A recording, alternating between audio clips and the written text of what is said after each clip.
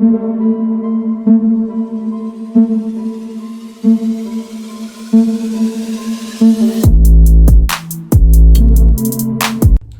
up, JP Nation? This your boy JP. We at the second half of the NBA season here, and today I'm gonna react to Nikola Jokić, why he is the NBA MVP right now. In terms of the MVP race, Embiid, Jokić, Giannis, DeMar DeRozan should be up there. He's having an incredible year with the Chicago Bulls. I'm leaning towards Embiid because Embiid's having an incredible year. Philadelphia's one of the best teams in the East with his dominant play and everything. The only thing that's kind of scary is just health-wise, just being, hopefully he could stay healthy though. But, Giannis got a good case. Jokić got a good case. I just feel like Jokić gets disrespected by ESPN and everybody, around the world just because they think that his MVP season last year was a fluke because a lot of people were hurt. He didn't play. He played all 72 of the games. We forgot about that. He played all 72 of the games. The Nuggets were the third best team in the West last year. And for him to have an even better season, averaging 26 points a game, averaging almost 14 rebounds a game, have the highest PER. He's on pace to have the all-time record of the highest PER of all time. Y'all got to stop sleeping on Jokić. Y'all got to stop sleeping on him. And the fact that he is a better defender than he was, plus and minus, he is huge for the Denver Nuggets. And the Denver Nuggets are pretty much bad. The bench is bad. Murray's hurt. Porter's hurt. So it's like you all depend on Jokić. When he's on the floor, he makes the Nuggets better. When he's off the floor, the Nuggets look like just a JV team. I just don't understand the disrespect that Jokić gets. Just look at his numbers, man. Just look at his numbers. Could he be the best player in the world right now based on these numbers?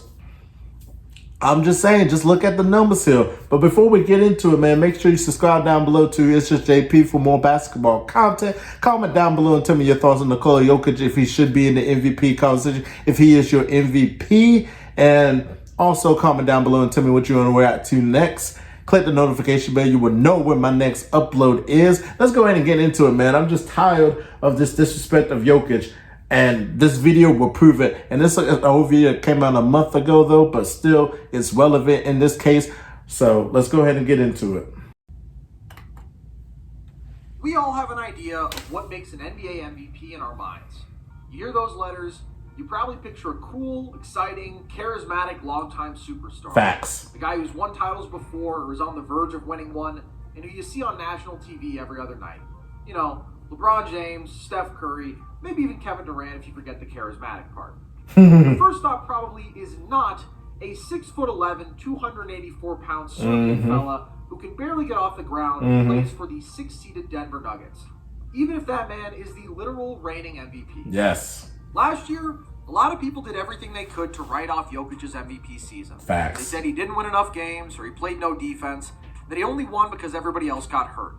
But if you watch what he did night to night, you knew how remarkable he was. We're hoopers now. I believe Jokić had the greatest offensive season of any big man ever, and he ended the year with 90% of the first place MVP votes for a reason. But here's the thing. This year, he's been even better. Pretty much everything has gone wrong around Jokić over the last 8 months. Jamal Murray tore his ACL in April and still hasn't returned.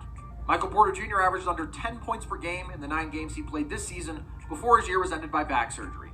Jokić has nobody even approaching star level alongside him, and the Nuggets bench just sucks. But still, they play at an elite level when he's on the floor, and he's producing at a historic level. Yes. And yes, to me, he's the MVP right now. Yes. So, come on. Let me make the case for you. Now, obviously, there are multiple elements to a strong MVP case, but let's first look at individual production and efficiency. This season, Jokić is averaging 25.3 points, 13.9 rebounds, and 7.4 assists per game on 64% true shooting. Incredible. Just remarkable. Unsurprisingly, he's the only player in basketball to rank top 10 in points, rebounds, and assists per game. You hear that? Top 10. The most efficient 20-point per game scorer in the league. Points, rebounds, assists. Nobody has ever averaged 25, 13, and 7 in a season, and only one other player has ever averaged 25 points and 7 LeBron assists James? per game on 64% true shooting. LeBron James once. Wow. And for what it's worth, Jokic also did it last season. If you're a big believer in single number metrics, which I am not for the record, Jokic's advantage is overwhelming. He doesn't just lead the league in box plus minus and value over replacement. Wait, look at that. He leads by a lot. Lots. And really, take your pick.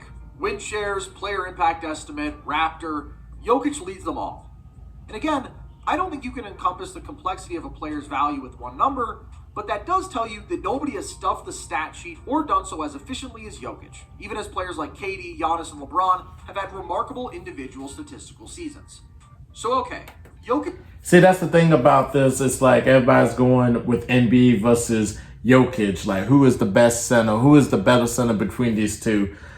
I'll still have Jokic, over Embiid just because I know what I'm going to get from Jokic. I get a guy that can shoot the ball, can stretch out. I could get a guy that could have these post moves for days. I get a guy that's passy, that could pass the ball effectively. I get a guy that contribute. Like, if you look at the box score, if he gets a triple-double, it means something. It's effective. Then the Russell Westbrook just stat pattern. It's effective. It helps his team win. Like Will Barton having a really good year, underrated year because of Jokic. Aaron Gordon is sometimes be inconsistent, but can play consistent when he's consistent. It's just all because of Jokic. It's all because of Jokic, though. And, Jokic, reminds me of just like the MVP season that Tim Duncan won because, like I say, his game is not flashy. Yeah, it's flashy with the passes. It's exciting to watch, but you'd be like, man, I really don't want to watch Jokic because, he just doesn't entertain me. He doesn't give me just oh my God, come on, y'all. Will Hoopers know Jokic is the real deal. And yes, his game is not flashy, but he is killed it in ways. It's called fundamentals, people. It's called fundamentals. Jokic is winning here, and I think a lot of people would even admit that. But of course, that's just one component of what makes an MVP. As we all know, team value and team success are essential to an MVP case. And I think that's where a lot of people begin to disregard Jokic as a top candidate. But I believe he has the strongest resume here too. To get a sense of this, let's just look at Sunday's game when the Nuggets played the Jazz. Jokic played 37 minutes, an old video. had 25, 15, and 14 on 10 of 18 shooting, and Denver actually outscored Utah by 5 points. Look at that pass. But in the 11 minutes he was not out there, the Nuggets got outscored by 28 points. By literally no fault of Jokic's at all, in less than a quarter of the game, his teammates made that contest unwinnable. And if some of you guys are like, why are you praising him for a loss? Grow up, I'm literally just citing the last game he played. The truth is, no team is even close to as singularly dependent on one player as the Nuggets are on Jokic. Every other major MVP candidate, which to me would be KD, Steph, and Giannis, has at least one clear, star-level player on their team and much more legitimate depth. Jokic's second leading scorer this season is Will Barton, and his team's depth has been decimated by injuries. Yep. Leads his team in points, rebounds, assists, blocks, and steals per game, and is dangerously close to doubling his next closest teammate in each of the first 3 categories. He's essential to basically every single possession when he's on the floor, which is why he comfortably leads the league in touches. Look at that footwork. From everywhere in a multitude of roles. He's the best all-around post player in the league, a 78th percentile scorer there with a sensational arsenal of hooks and turnarounds, which he converts with unreal efficiency, who also finds cutters and shooters better than anybody else in basketball from there. He's invaluable as a screener, creating space for ball handlers with his massive frame, and he excels both as a popper or as a roller, where his touches are He has good patience, He dissects defenses from the top of the key often, and sometimes he just brings the ball up the floor himself, especially in transition where his passing is absurd. He's been great as a cutter. He's one of the best putback scorers in the NBA. Basically, nobody can guard this dude. He can score from anywhere, and he amplifies the talent around him as much as anybody on the planet with his otherworldly playmaking. And, by the way, although his offense is what makes him special, Jokic has played unquestionably the best defense of his life this year. He's consistently been committed on that end and demonstrated impressive defensive playmaking, has held opposing players more than 2% below their average field goal percentage when he's the primary defender, and has transformed the Nuggets' team defense when he's on the floor, as they're 11.5 points per 100 possessions better with him out there on that end. a 98th percentile mark. That right there is legitimate positive value. So again, no team needs their leading man more. The difference between the Nuggets with and without Jokic this season is genuinely mind-boggling. To begin with, when he plays, the Nuggets are 21-16, and when he's out, they're 1-4. With Jokic on the floor, the Nuggets have outscored opposing teams by 9.3 points per 100 possessions. Without him, they are outscored by 11.7 points per 100. Let's just let that sink in for a second here. That means that when Jokic plays, the Nuggets are equivalent to the best team in the league. The Denver Nuggets, with a starting five of Jokic, Will Barton, Aaron Gordon, Monte Morris, and Jeff Green, and a bad bench. And when he sits, they're equivalent to the worst team in the league. JV team. According to Cleaning the Glass, the Nuggets go from playing as an 11-win team without Jokic to a 63-win team with him. And this, to me, is really the crux of Jokic's argument. Winning is essential to a strong MVP case. Yes. We went almost 30 years between Michael Jordan in 1988 and Russell Westbrook in 2017 without having a single winner who didn't finish as a top 2 seed, and I very much respect that precedent. MVPs do not go to players who raise their teams from simply being bad to above average. Whether it was Kobe in 2006 or... Could we see that this year? Could we see Jokic winning MVP and the Nuggets are the 6th seed? We've seen Russell Westbrook won in 2017 because we haven't seen triple-doubles like that. Like, just crazy triple-doubles at that year. MJ in 1988. I mean, could we see Jokic winning it and the Nuggets are the 6th seed? He is keeping them afloat because of him. Like he said, winning. Westbrook in 2017, I don't think anybody in that category should win the award because that's not what it's about. But what if you take what is the worst team in the league without you, make them the best team in the league with you, and have the most impressive statistical profile individually of anybody on the planet? What happens then? As you can see, when Jokic plays, the Nuggets are surprisingly close to what the Warriors are with Steph or the Bucks are with Giannis. They're also significantly better than the Nets with KD, and, less surprisingly, on a different planet than the Lakers with LeBron. But okay, how about compared to past MVPs? Well, since play-by-play tracking data began in 1996, if Jokic were the MVP, he would have the 16th best on-court differential out of 26 winners. Pretty darn close to average among all-time players who have overwhelmingly won at an elite level, and better than MVP seasons from Jordan, Duncan, Kobe, D. Rose, and KD, among others. And if you're looking at on-off differential among MVPs, Jokic is unsurprisingly among the best of the best, ranking 4th in that category. So yes, when Jokic is on the floor, the Nuggets perform pretty much as an average MVP winner's team has historically. And for those of you scrambling to explain why those numbers don't tell the whole story, no, it's not like the Nuggets are falling apart in winning time. Jokic is the number 8 clutch scorer in basketball, and the Nuggets have a winning record in games that come down to clutch situations. So, let me ask you this. When it comes down to it, are we going to hold what happens when Jokic is not on the floor against him? Is that going to be the deciding factor? People can say the Nuggets won't win enough games for Jokic to be MVP, but the truth is that we have no historical precedent for this. Nobody has ever produced at this level, made their team this good when they're on the court, and yet not had the win-loss record reflect their brilliance because of the disaster that is every second they're not out there. Like here. Before KD got hurt, a lot of people would probably say he deserves the edge over Jokic because his raw production and efficiency are similar, and his team has the better record, right? But again, the Nuggets have been a good bit better when Jokic is actually on the floor than the Nets have been with KD. So, when we boil this down, are we saying that it is more important to a player's resume what happens when they are off the court, things they have nothing to do with, than what happens when they are on it?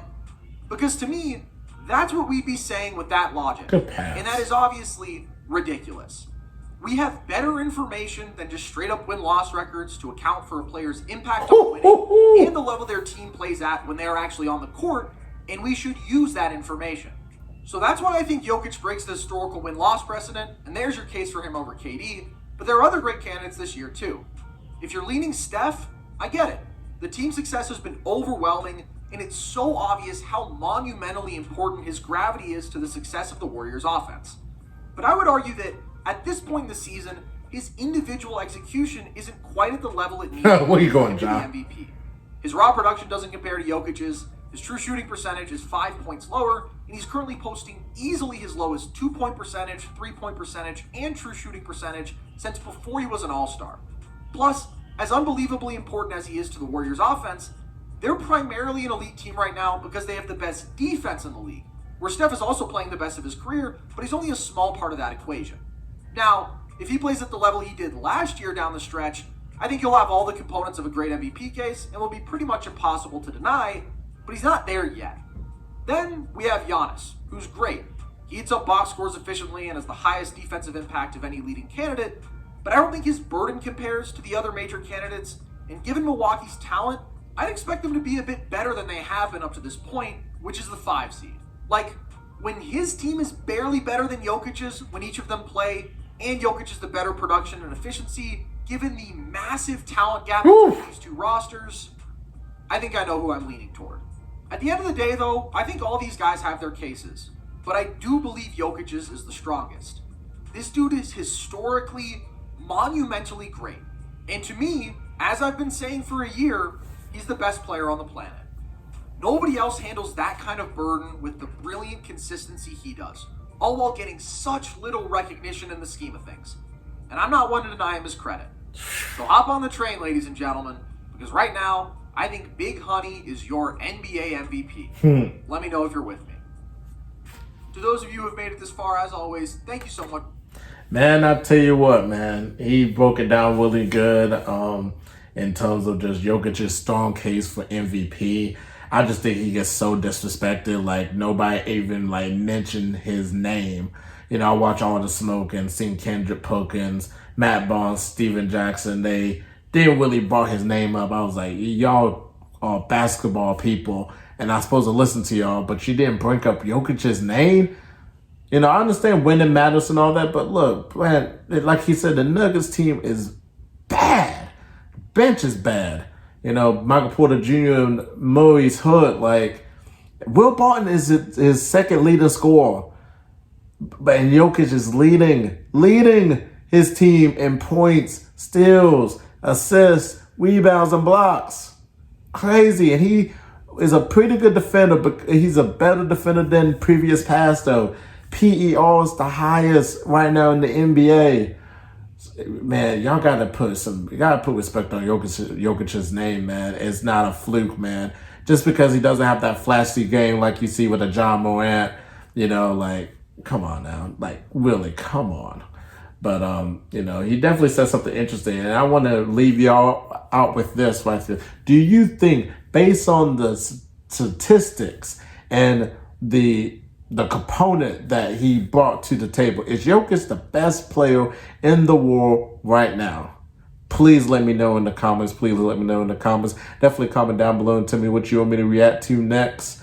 Subscribe down below to It's Just JP for more basketball content on the way to 1,500 subscribers. Thank you all so much for the love and support you have given towards my channel.